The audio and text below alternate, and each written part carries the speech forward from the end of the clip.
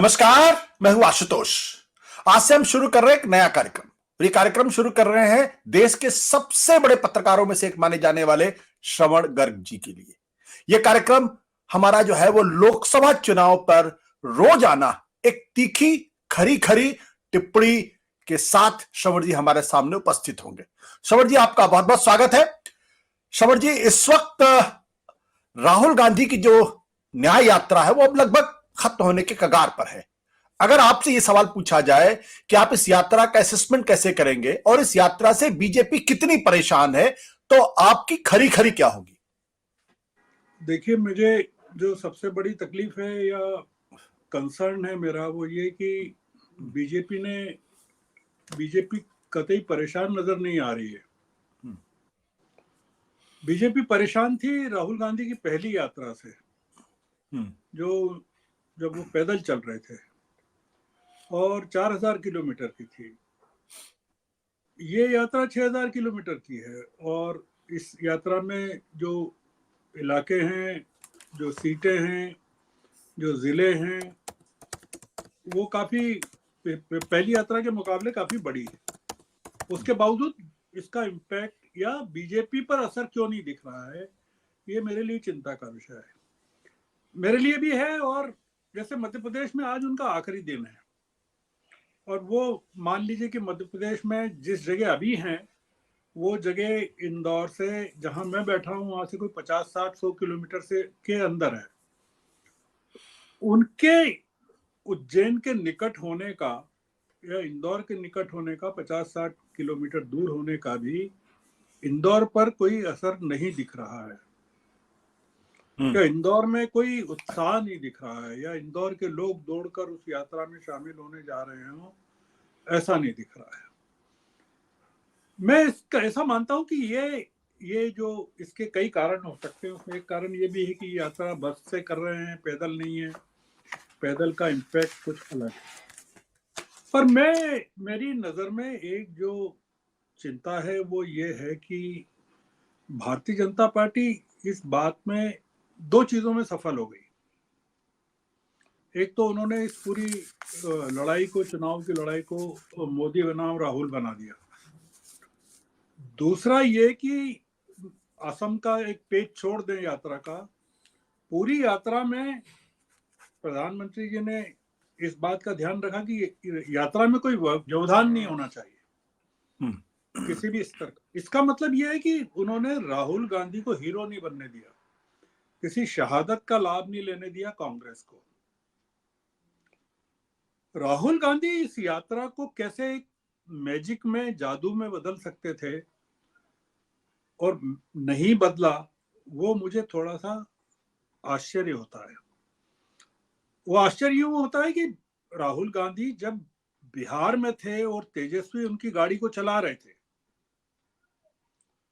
आप अगर बिहार का वो इम्पैक्ट देखें राहुल गांधी की यात्रा का, वो इम्पैक्ट राहुल गांधी की पूरी 6600 किलोमीटर की जो यात्रा है उसका बस 6200 किलोमीटर की, उसमें केवल वो पेज है जो बताता है कि इंडिया अलायंस की यात्रा है। या तो मेरे मन में एक ये है कि राहुल जब बिहार छोड़ के मध्य प्रदेश में आते हैं तो उनके साथ पूरे प्रदेश में अखिलेश नहीं दिखते हैं। बहुत लास्ट लेग में वो अखिलेश आगरा में ज्वाइन करते हैं, अलीगढ़ में, मुरादाबाद में प्रियंका गांधी रहती हैं। उत्तर प्रदेश छोड़ते हैं तो राहुल गांधी अकेले हैं, मतलब इंडिया अलायंस का कोई आदमी नहीं। मेरे मन में केवल एक सवाल है, और इस यात्रा की समाप्ति के बाद, 66 दिन की समाप्ति के बाद, वो जब असेसमेंट होगा तब उसमें इसको शामिल करना पड़ेगा कि राहुल गांधी कोई 100 सीटें पार करके आए हैं। खुद 100 सीटों का इलाका उन्होंने पार किया है और जिन राज्यों को पार किया उसमें 357 सीटें हैं। और अभी उस पूरे इलाके में 13 सीटें हैं, मतलब 357 में कांग्रेस के पास सिर्फ 13 सीटें हैं। मुद्दा यह है कि अगर इस यात्रा में उनके साथ अखिलेश होते, तेजस्वी होते, स्टालिन होते, रेवंत रेड्डी होते, डीके शिव कुमार होते, वाई शर्मिला होती, उद्धव ठाकरे होते, आदित्य ठाकरे होते, तो क्या इम्पैक्ट होता, क्या उसका एक अलग किस्म का।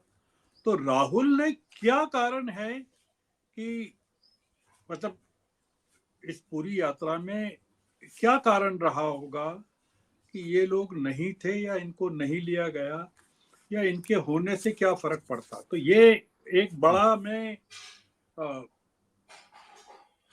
दूसरा जो बड़ा मुद्दा मुझे लगता है वो ये लगता है कि राहुल गांधी मुद्दे कैसे उठा रहे थे। क्या वो मोदी जी से उनके पिच पर लड़ रहे थे, जैसे मध्य प्रदेश में है और छत्तीसगढ़ में है या राजस्थान में। क्या ये मुद्दा उठाया कि जितने प्रोमिसेस किए थे बीजेपी ने अपने मैनिफेस्टोज में वो पूरे किए कि नहीं किए। सिलेंडर आपने 400 450 रुपए में देने का कहा था, वो नहीं दिया, या लाडली बहना को जो पैसे बढ़ाने थे नहीं बढ़ाए। राहुल इलेक्टोरल बॉन्ड्स की बात करते रहे, नेशनल इश्यूज की बात करते रहे। तो मैं एक चिंता इस बात को है कि राहुल की यात्रा का जो इम्पैक्ट होना चाहिए इतनी बड़ी यात्रा का, वो यात्रा का इम्पैक्ट नजर आएगा कि नहीं बैलेट बॉक्स में। और दूसरा आखिरी सवाल ये है कि 20 मार्च के बाद जब ये बॉम्बे में खत्म हो जाएगी, राहुल क्या कहने वाले हैं और क्या करने वाले हैं जी। ये मतलब बहुत बड़ी चुनौती मैं राहुल के लिए, कांग्रेस के लिए और विपक्ष के लिए मानता हूं कि ये जो लड़ाई है अभी आइसोलेशन में लड़ी जा रही है, वो कलेक्टिव जो रिस्पॉन्सिबिलिटी है, कलेक्टिव लीडरशिप की जो राहुल ने बात की थी, वो अभी तक इमर्ज नहीं हुई, तो अब आगे कैसे होगी। ये मेरा कुल मिलाकर कंसर्न है राहुल की यात्रा को। मैं ये अभी नहीं कहना चाहता हूं कि यात्रा सफल हुई या फ्लॉप हुई। फ्लॉप तो निश्चित ही नहीं हुई। उनका जो कम्युनिकेशन हुआ इतने करोड़ लोगों से, 15 राज्यों के लोगों से हुआ 66 दिन तक, ये कोई छोटी मोटी बात नहीं है। देश मतलब आधे से बड़ा देश उन्होंने कवर किया और पहली यात्रा में एक बड़ा देश कवर किया। उनके पर्सनल बेनिफिट को मैं इसमें इंक्लूड नहीं कर रहा हूं। मैं इंक्लूड कर रहा हूं कांग्रेस का बेनिफिट क्या है और विपक्ष का बेनिफिट क्या है। बिल्कुल। बहुत बहुत शुक्रिया श्रवण जी अपनी अपनी खरी खरी कहने के लिए। धन्यवाद। सत्य हिंदी का ऐप डाउनलोड करें गूगल प्ले स्टोर पर।